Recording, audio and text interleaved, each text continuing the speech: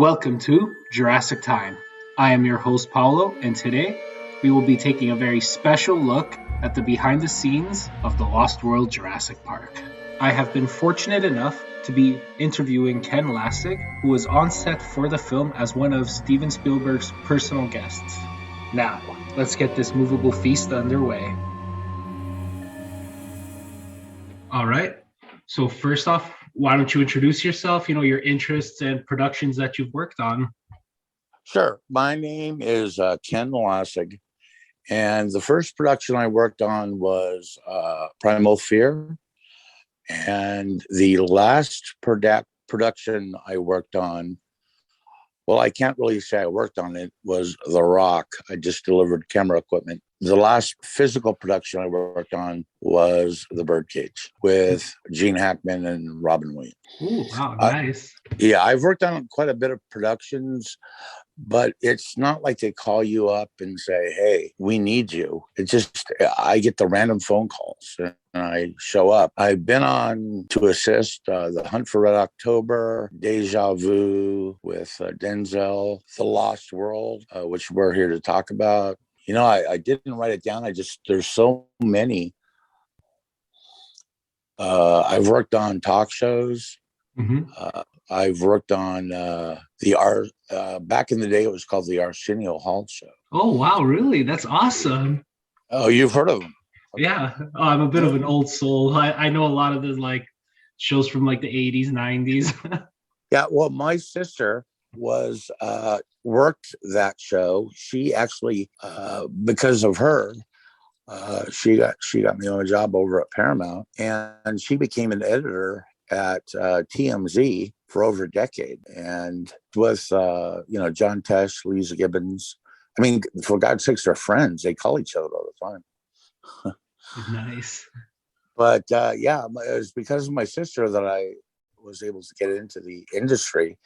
And then after a few years at Paramount, it wasn't working out for me financially. I was a real estate agent when I was 18. I bought my first house at 18. I was accustomed to making good money, and Paramount paid $5 an hour.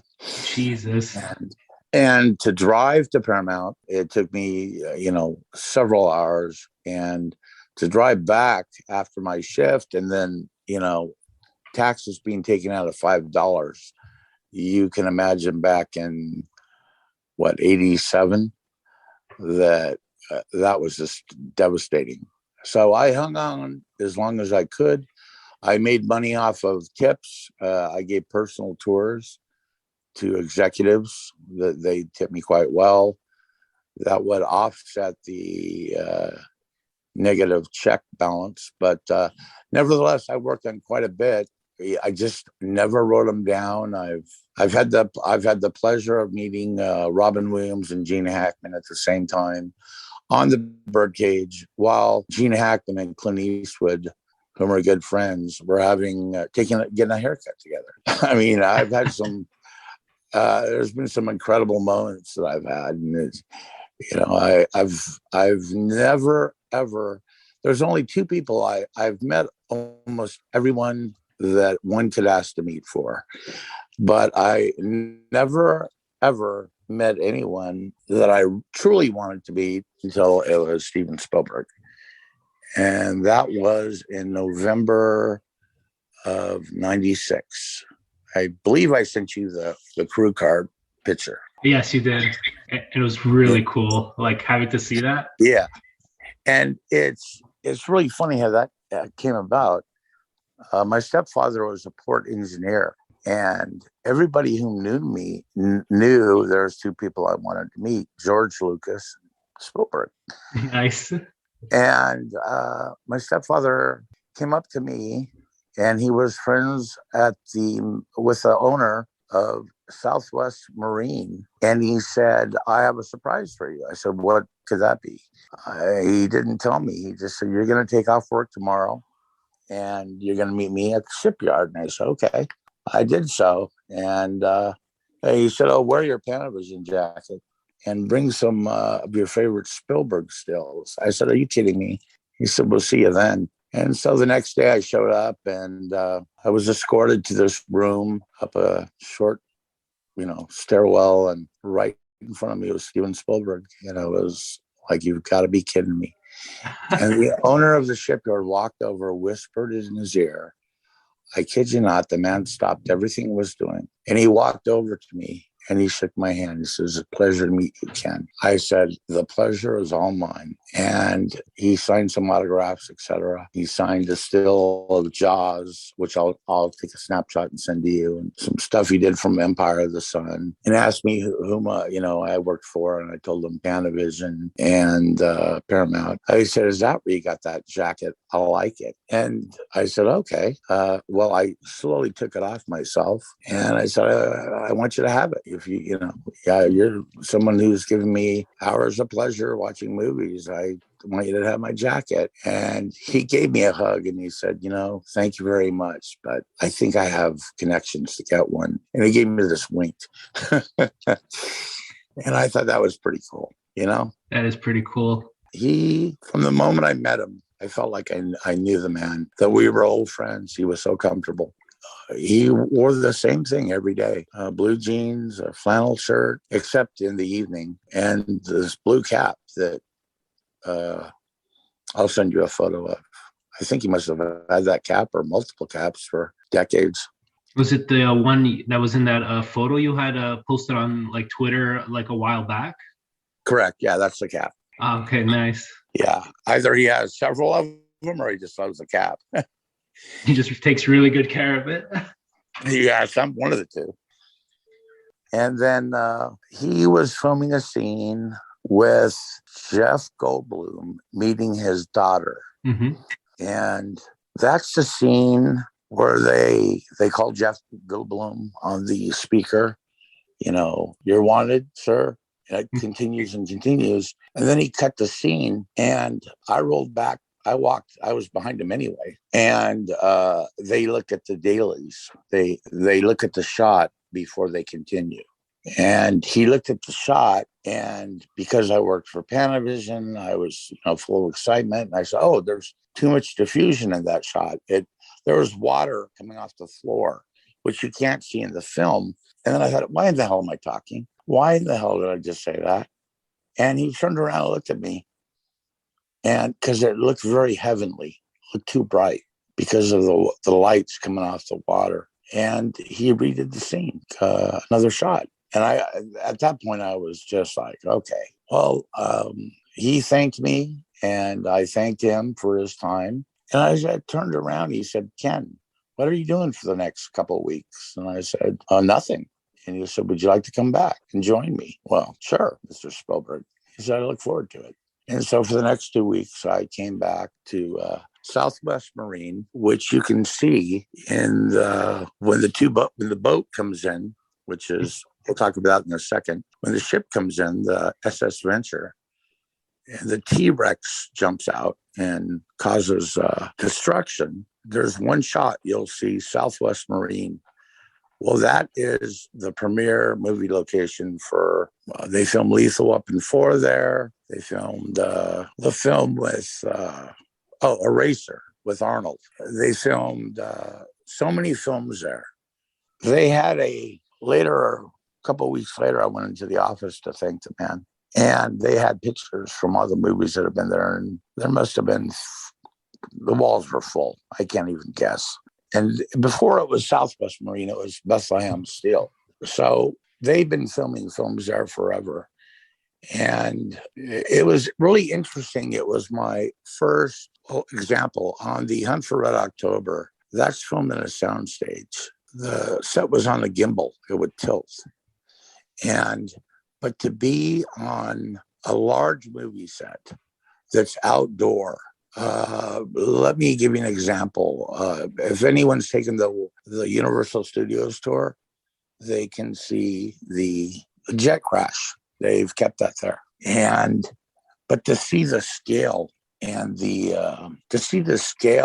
detail that they put into this before they shoot a scene is just remarkable. And once they put everything down on a set, then no one is permitted to walk on that set or touch anything. because they don't want a continuity error. They don't want, as an example, in the old TV series like Columbo, etc., he'd be smoking a cigarette and they'd keep the camera rolling, and the next shot it would cut to, the cigarette would be done, or he'd be lighting a new one. And that's why they don't want anyone going onto those sets. They don't want them moving anything. Does that make sense?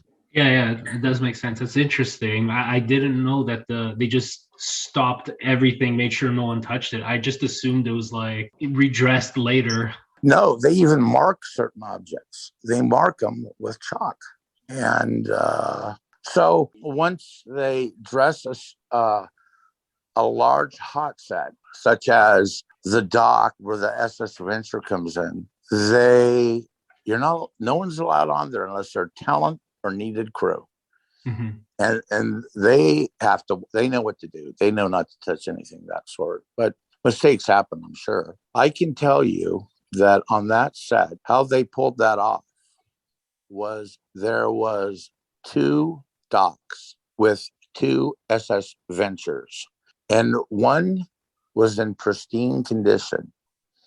And the second one was after the T-Rex had escaped, and it had upturned limousines and cars and smoke and all that. And they filmed all the scenes on the pristine set where there was no upturned limos, et cetera. And then they moved on to the second set. And then that's when they filmed the scenes after the T-Rex had escaped. And the only time that I was not next to Spielberg was when he did close-ups.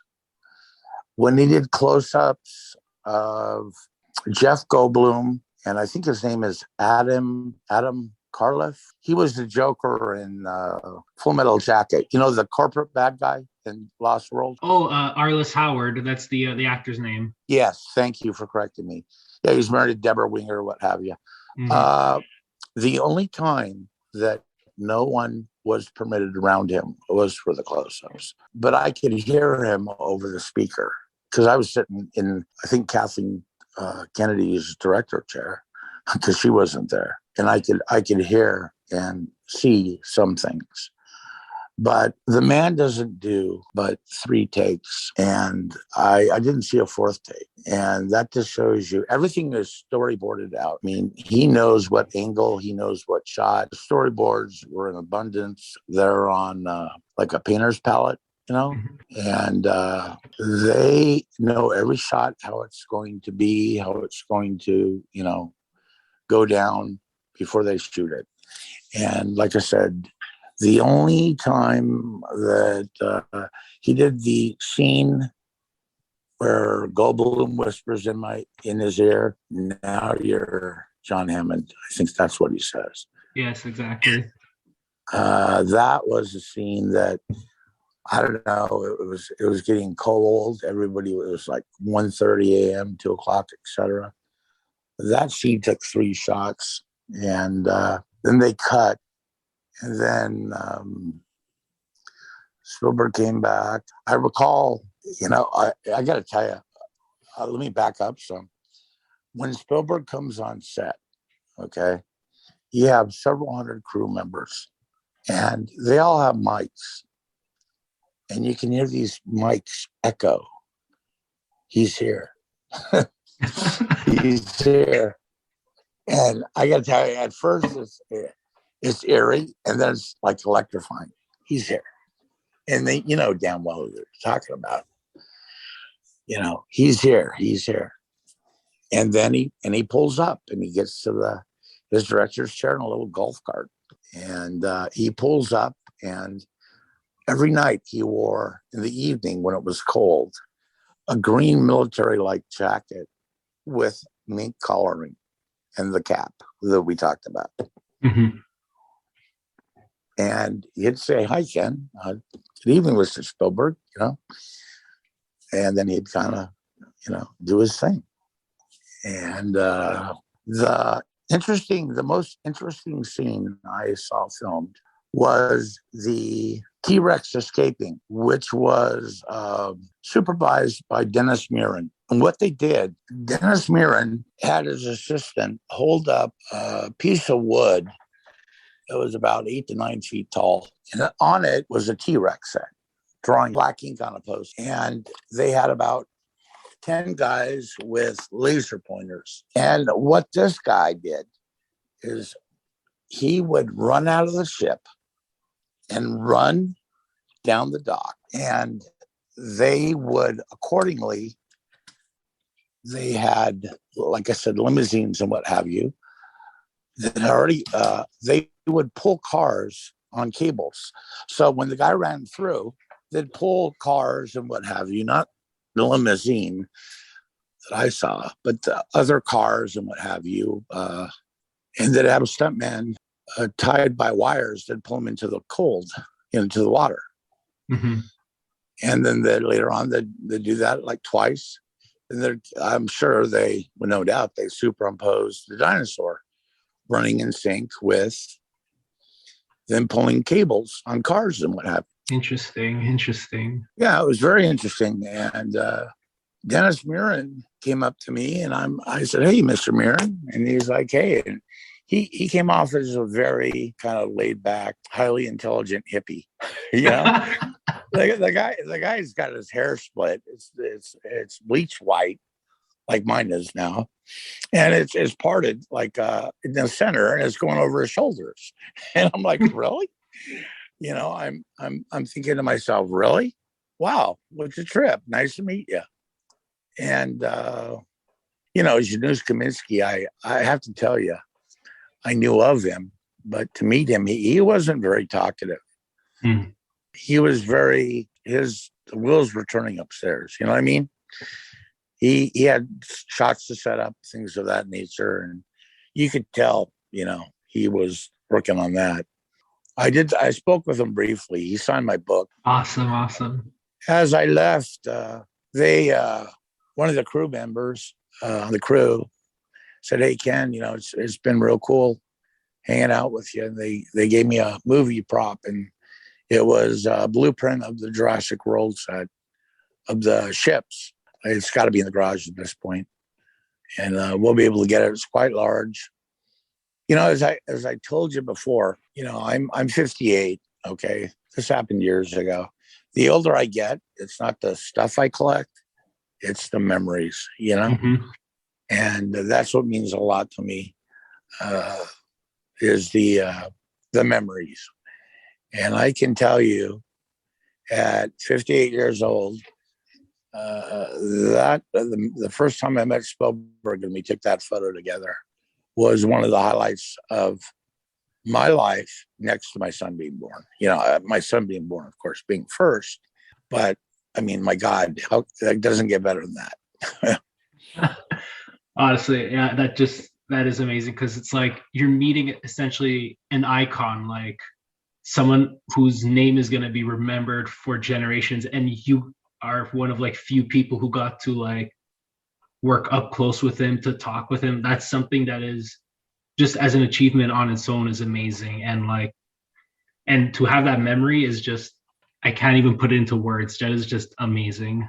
Yeah, it really is. And I have to thank you, because, you know, I kind of forgot about it. You know, I let it all go, and then I posted the photo on social media, and you're like, hey. And we started chatting. Mm-hmm. And I'm like, you know, I got to look back into that. And then because of you, I found photographs that that aren't even developed. And I held one up to the light, and one of them is of the Jeeps. It looks like Jeff Goldblum, but, you know, the Jeeps, by the way, were the SUVs that Benz made, that were, I think, first time ever seen. You Mm-hmm. know, I'm not sure. You can correct me if I'm wrong, but they kept those damn things under wraps. And when they had to unwrap them, oh, I busted out with my camera. Oh my God, that is awesome, because those are like my favorite cars in all the movies. So just to see more photos of that, I'm like genuinely like shaking with excitement. I'm pretty definitive. It's pretty definite that I have a couple shots of those. And also there is a I think it's at Universal now. There's an elongated bus, it's accordion style, Mm-hmm. that they use in the film. And I was told not to go over there by the first AD.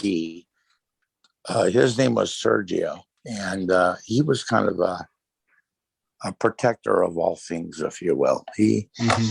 We didn't get along, but we did not get along.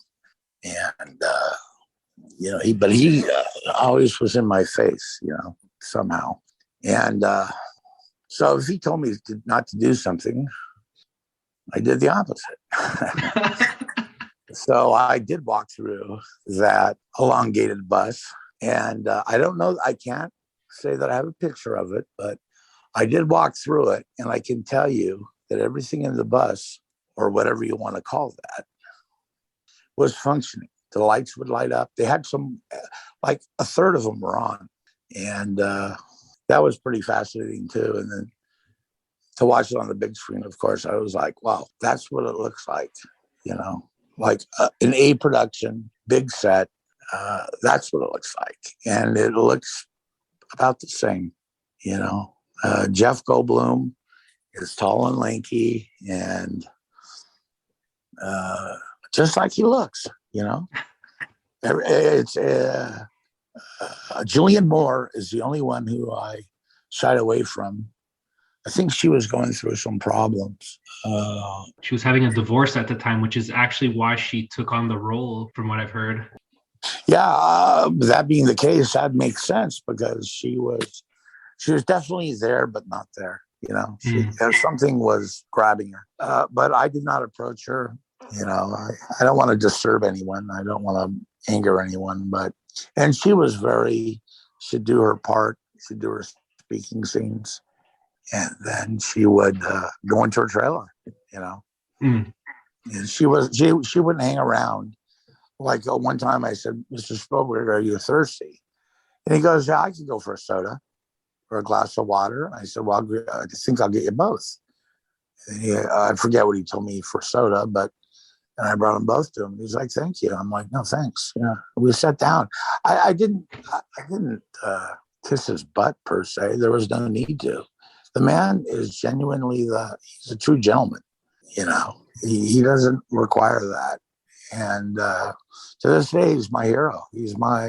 I've met a lot of movie stars, a lot of directors, but I've never been starstruck. And only with Spielberg and Sean Connery has that occurred. Oh, nice. For Sean Connery too, that's really, really cool. Yeah, I met Sean Connery on the set of The Hunt for Red October. And I wasn't friends with a costume designer. Have anything else I can answer for you? I have a few questions. Like some of it is like very in the nitty gritty, just because us fans, we have to know everything. And then some of them are a little more broad, if that's all right. I'll give you the best shot. Give you your best shot. I'll give you my best answer. Awesome. Okay, so for starters, was there any sort of indication on set for the original ending, since the original ending for The Lost World was supposed to be at that village, and they were going to have this extended chase sequence? There's going to be pterodactyls involved. Was there any sort of sign of that, or was it just purely the San Diego sequence? Purely the San Diego sequence. Okay. There was no discussion of alternate endings, things like that, and nor did I ask them. Because I didn't want to be interferent. I was only there on an invite back from Mr. Spielberg, and I didn't want to interfere anyway, with that. It's totally fair and completely understandable. If I were in your position, I would have probably been the same way. Just always be in the background, speak when spoken to, that sort of thing. Yeah, pretty much. Yeah. Did you manage to see any of the miniatures for the San Diego sequence? Because there's two big ones. One being the boat actually crashing, and then the San Diego Park, like that amphitheater. Did you manage to see those, or? No, none. I saw, the closest I saw was a man with a board with a T-Rex head drawn in a Sharpie with lasers pointed to it. That's it. Okay. Nothing like the miniatures. Nothing like that. Okay. And for the locations, because you said you were there for the workshop and the crash, were they the same set or were they two different ones? There were multiple, actually. There Oh, were it was a scene which was filmed in a shipyard, the inside on the second floor, where Jeff Goldblum is being paged, and then his daughter runs in, and I think she does some kind of verbiage with him. I got cut from the gymnastic team, Dad, or something. I don't recall. yes, it's that actually, exactly. Oh, is it really? Okay, Yeah. there we go. Well, I was there for that. And then the first shot of Jeff Goldblum was where I quirked inadvertently. There's too much diffusion in that shot. And I was like, whoops, I'll be gone quick. And then he turned to me and said, as I left, what are you doing for the next couple of weeks? So there was that. And then below that were all the Mercedes and the long bus, which I'm sure I have photos of, which will be coming your way. I'm so excited. They were all sitting there, but I didn't see any guards, but I'm sure there was some car magazine trying to get on the, there to take a shot of it. I don't know. I just went up and snapped the shot. Nice. And probably because I actually bought a couple magazines from the time, one officially from Mercedes, another one like a more generic brand, and they had a lot of photos and also concept art for those Jeeps.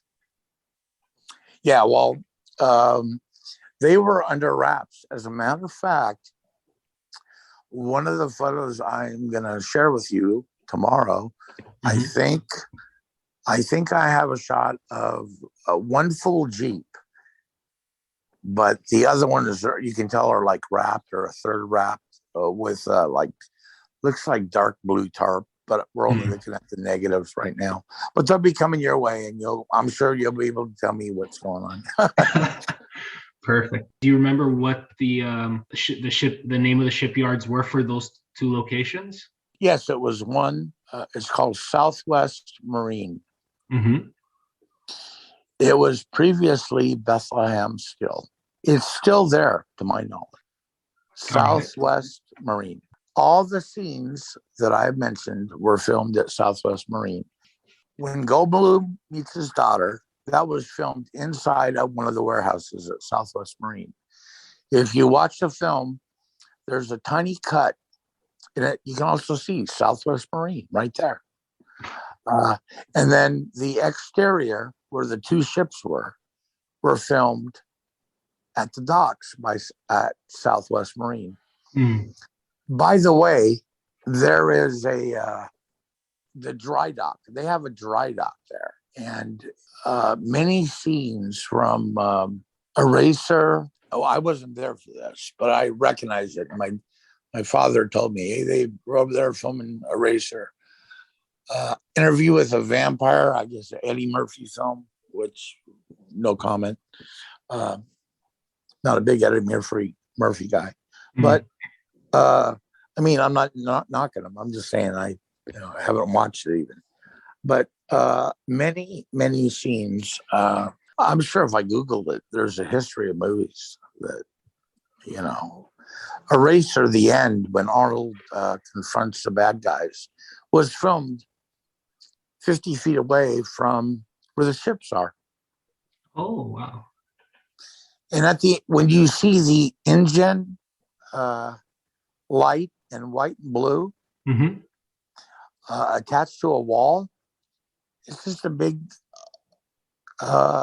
lit sign, sign that they had made. They attached it to the wall. Oh, wow. Yeah, I mean, it's really that simple, which always made me think, why did they show Southwest Marine in the clip? It was probably like a mistake. Could have been. Yeah, but it's there for like 3-4 seconds. Yeah, I'll definitely like honestly, right after this, I'm gonna pop in the movie like on Blu-ray. I'm just gonna stare at the screen and try to spot it. Yeah, it's there. It's written Southwest Marine right up on the wall. Can't miss it. Nice, Yeah. nice. Okay, so my next question is, one of the famous plot holes, and I say plot holes in like quotations in the Lost World, was the death of the crew for the SS Venture. And there was evidence that there was supposed to be a planned sequence where the Rex is escaping and killing the crew on top and then getting trapped. Like it's on storyboards and everything. Was that Okay. filmed while you were there, or was that not filmed? Because it would be on top of the boat. Well, okay, I can tell you this. On top of the boat, there was a cage where the T-Rex was enclosed in, correct? Yes. And it opened and shut. Okay, for 2 or 3 nights, they just filmed that with actors and actresses that I did not recognize up there. It was this damn thing, the cage opening and shutting. And I'm like, what the hell is going on? You know, so to answer your question, I don't know, but they did film a lot of stuff on the Venture with people that I didn't recognize that would have been like crew or Mhm. something like that. That I couldn't figure out what the hell's taking so long. You think it's possible it could be related? What it would have to be. But if that's the case, it was left on the cutting room floor for the Hmm. Lost World. Now that's a good point because I never was aware of that. And that would make sense is why all the extensive filming went on for 3 nights, of just the it was on the Venture, on the top of the Venture by the cage. And we're like, what in God's name is going on? I'm saying that to myself because I didn't have anyone with me. So that is a possibility. But I couldn't tell you in concrete because I was getting frustrated. I'm like, what is taking so damn long? Is it like a CGI thing that I'm missing? Because just went on. It was agonizing, actually. It was agonizing. And I'm not complaining, but I'm just telling you, when you're sitting there and it's, 40 degrees and it's foggy and you're cold, Spielberg wasn't next to me then. He was there. They were doing something, but I couldn't tell you. And I'm unaware about what you just told me, but they were doing something different that was never used. It did entail the cages going up and down at one point. The big white things Yeah. that are two-sided. Hmm. Wow. You know what? Honestly, I think you may be the first person to ever confirm that that was filmed or that it was potentially filmed. And that is huge. Well, I tell you what, it would make sense because 3 weeks for stuff going on on top of the Venture, it didn't make sense. I'm like, good Lord, Spielberg gets everything done in 3 shots at the most. And now, after they do a shot, there's a setup time to get it all down again, Mm. and that takes forever.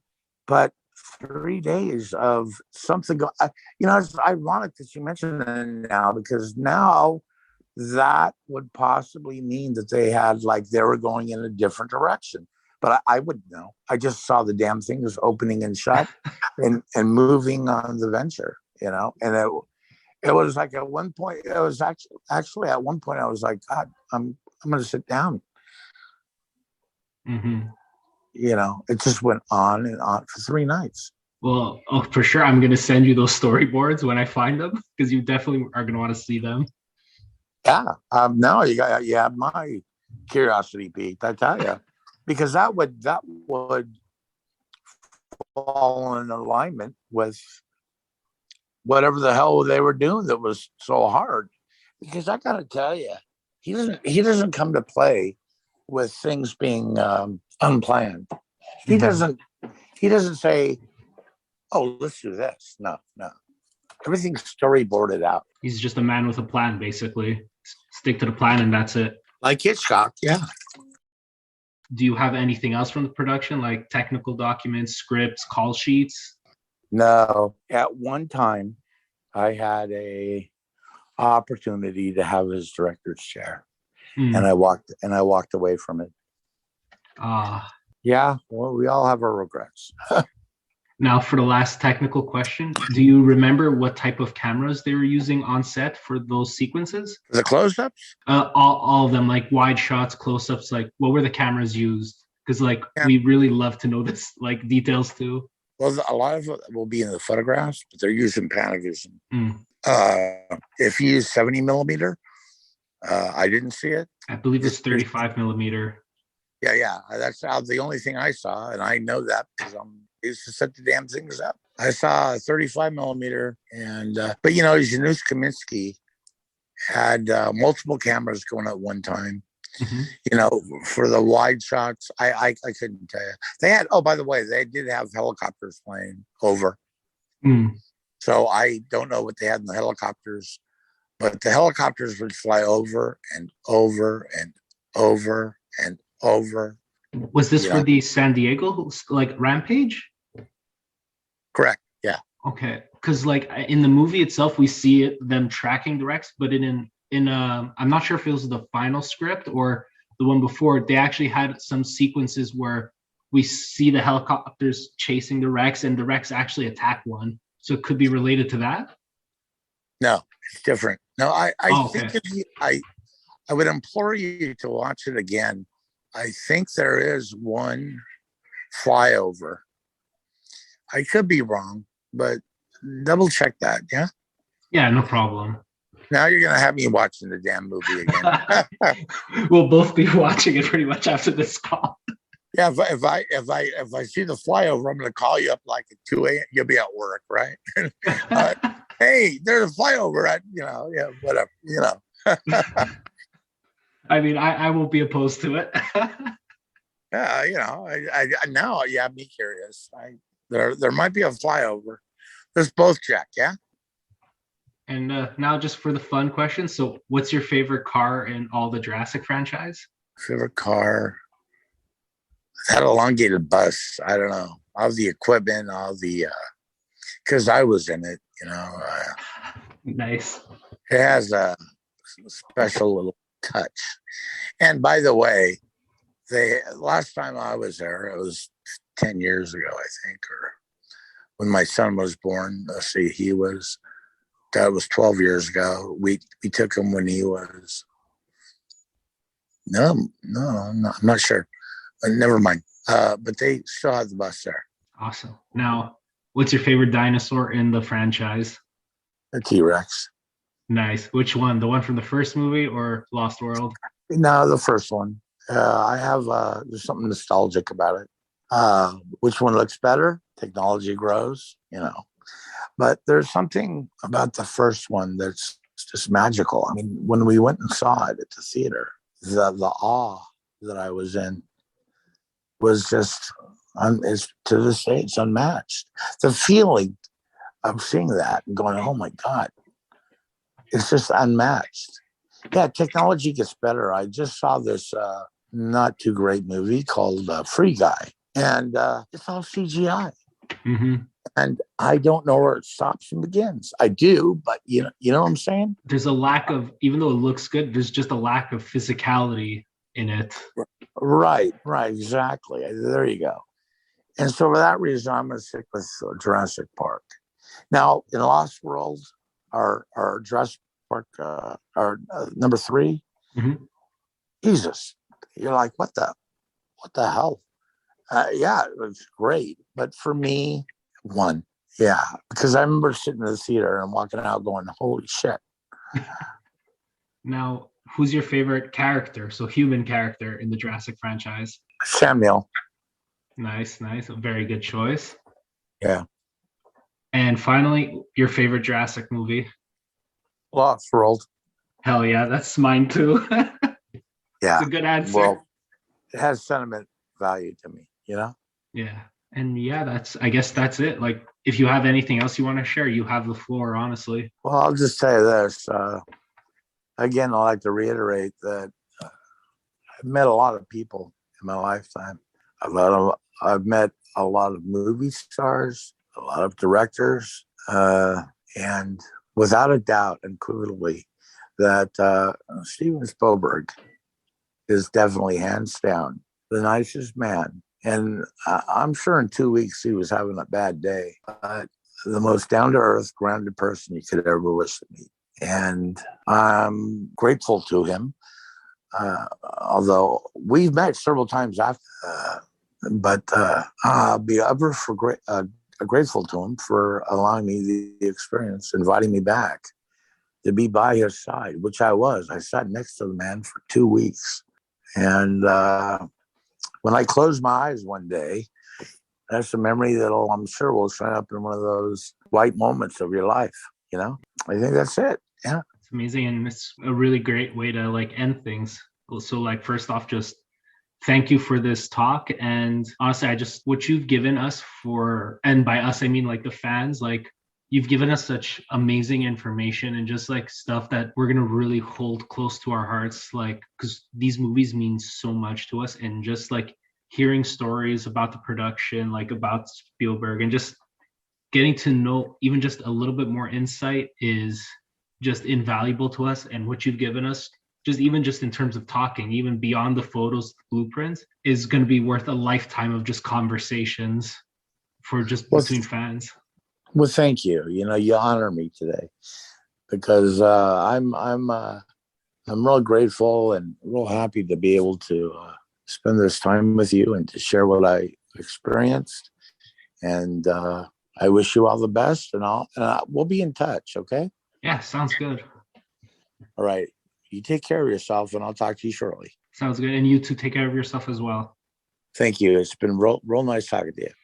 Thank you. It's honestly, the pleasure is all mine. This was an amazing chat. It's made my week. I guarantee it. Thank you very much. So once again, a big thank you for Ken for taking time out of his schedule to help record for the channel and be able to share his experiences on the set of The Lost World Jurassic Park. If you enjoyed this interview, please leave a comment below and please subscribe to Jurassic Time. We will see you again next time.